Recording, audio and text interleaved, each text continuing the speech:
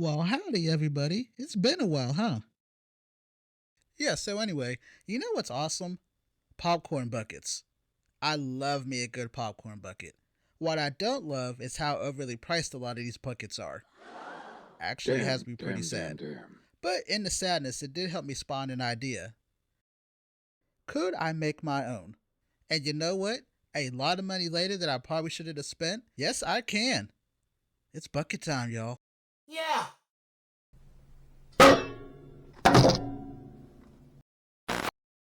Today's return to YouTube from an unexpected sabbatical will have copious amounts of courageous yet costly experimentation, calculated laziness for some seasoning, and a few horribly timed technical issues sprinkled on top. I found this metal tin at my local thrift shop, which I thought was perfect for me to make a frame out of velour material. Once I have enough layers on top, I risked my utility bill this month by adding several packs of Super Sculpting Ultralight on top of it. Once I have enough ultralight in place, I take one of my customized I painted a while ago and measure what it'll be, use a large ball stylus to form out the shape, then I'll push it into its forever home, and then I'll make a matching eye socket on the opposite side, but it'll be a different type of eye that I'll make later on. Once I flatten the bottom and remove it from the metal tin, it's baked at 275 degrees for 20 minutes and allowed to cool down, leaving me with this.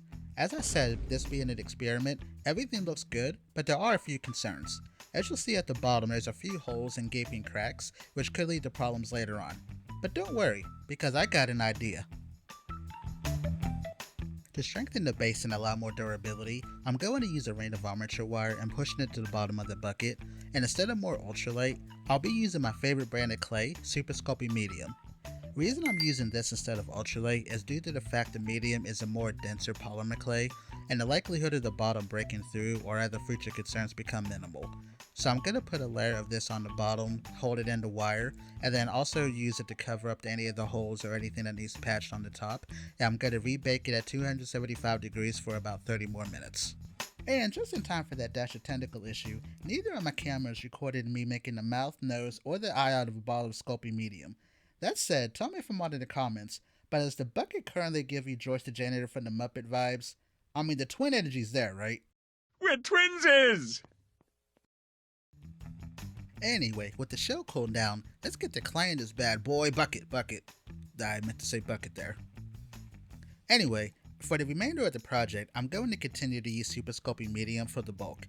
Generally, my clay of choice is Super Sculpting and Original. However, as this is the first time I'm attempting a project like this, I wasn't sure if Original would have been sturdy enough to work, and I wanted to ensure a future prolonged use. So I decided Medium's more dense properties will allow a more sturdier end result.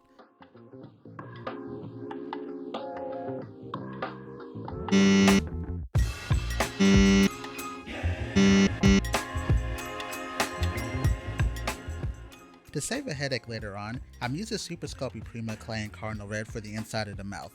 Generally, I would just paint the mouth red, but this week's project's going to have some of the most realistic teeth I've ever made in front, which could lead to some concerns later on.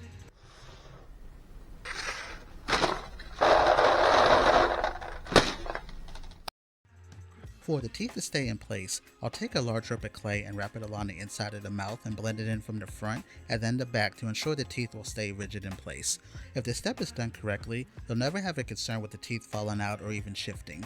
If you are having issues, you can use a small dab of oven-baked clay adhesive as a great acid fruit baked clay to be locked into soft clay. Once the ropes are locked in, I'll take a medium-sized ball stylus and push in holes large enough for each tooth to fit in, and in a moment of supreme calculated laziness, I spared you watching each tooth get pushed in, and through the magic of fancy editing, just get right to the end. Oh, yeah.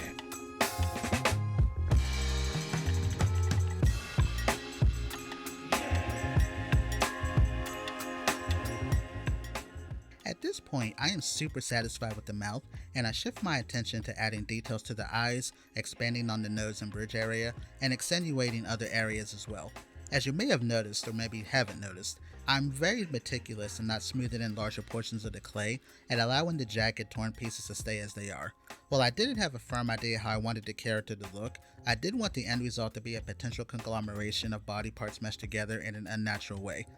Which is supremely Abdul speak for, bro, let's just get this done. This Steeler game starts in 4 hours. You absolute sociopath for starting this when Russell Wilson's about to cook. Speaking of cooking, I clearly love making a longer ordeal for myself because right before I hit the finish line, I decided to take a scenic route and decided this thing should have ears. Making the ear involves shaping a piece of armature wire and then poking holes for it, wrapping it in foil, and then I will cover it in thin slices of super sculpting and wasabi, blending it in to the level of detail my low tolerance self was comfortable with at this moment. In retrospect, I'm still not sure what drove me to do this. Short of the bucket was looking somewhat basic, and the last thing I want to do is return to YouTube, waste all of your time by making basic effort. That said, during this ear, I did have a moment of reflection that did arise. I started to ask myself, are we comfortable with just having a one ear bucket? Is this a moment where we can challenge ourselves, show some growth, and take on the initiative to make another? I think one ear is going to be enough. Okay, so clearly personal growth does not matter to me on Steelers Sundays, which is good to know. However, inspiration still did arrive in the form of a forgotten byproduct of yesteryear, most commonly known as a staple. To give a passable visual to cover my laziness, I pushed several rows of staples into the area that I just blended in, and then used the same aesthetic along the bridge of the nose. I then used the last piece of red Primo that I had to emulate pieces of flesh and muscle where a potential said ear once was, or if a bad doctor, like the one pictured, totally botched the surgery.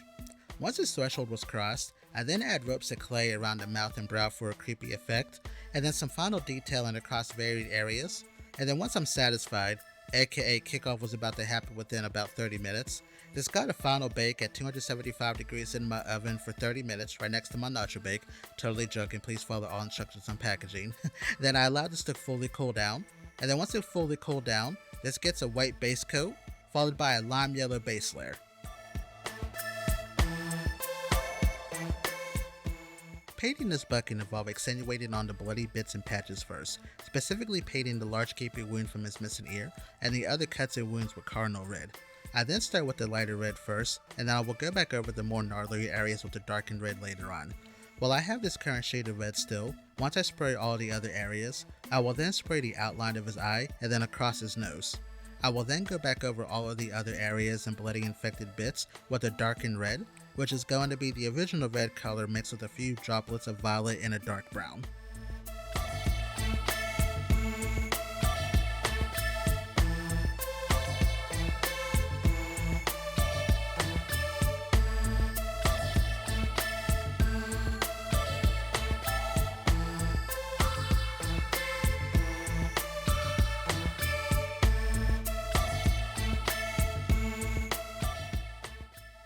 As you saw, once my bloody bits are all bloody and bit-like, I'll use sepia brown and matte black to shade the super vibrant color, specifically the inside of the ear, the outline, all around the eyelids, and then across the gum area.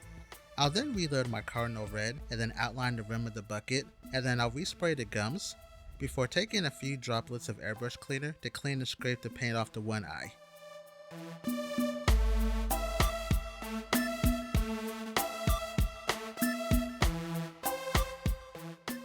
One of my final steps is to use UV resin to coat the painted eye and then also on all of the open wounds to give a sense of realism. While the UV resin will harden under a black light in under a minute, I do allow myself an hour to let it stand to alleviate any potential lingering odors. Once it's all painted and dried and the resin is hardened, a final step that I do that I couldn't record because, technology sucks, is I took sandwich bags and I glued them on the inside of the bowl. I did this pretty much by... Okay, I'm just gonna be honest. All I did was I cut sandwich bags and I glued them on the inside. I don't know how else I could say it. Anyway, with all that's left to do now is to fill this thing up with some popcorn, take a few bites, and let's head on over to the Never place and give this bucket a spin.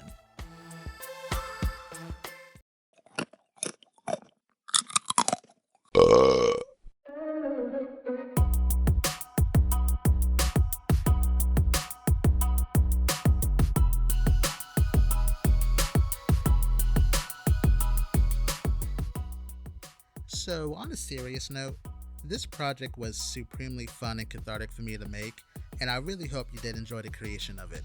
If you did, it would mean the world to me if you would like the video, hit the subscribe button, and then do all the other YouTube things you're supposed to say at the end of YouTube videos now. It has been a while since I'm a little bit rusty. I don't know what I'm supposed to say here, honestly. In the same vein of that, sorry I was gone for a while. Life got real for me this year. So I hope you all are doing well and you're okay. And I also want to thank everyone who did check in on me, continue to watch the content that I had. It meant a lot that you all still care. Don't worry though, I'm fine. And I will be back next week. I promise. For now though, my popcorn bucket and I have a Cobra Kai marathon that we gotta get caught up on. So for now, stay blessed, and I'll see you all next week. Take care, everyone.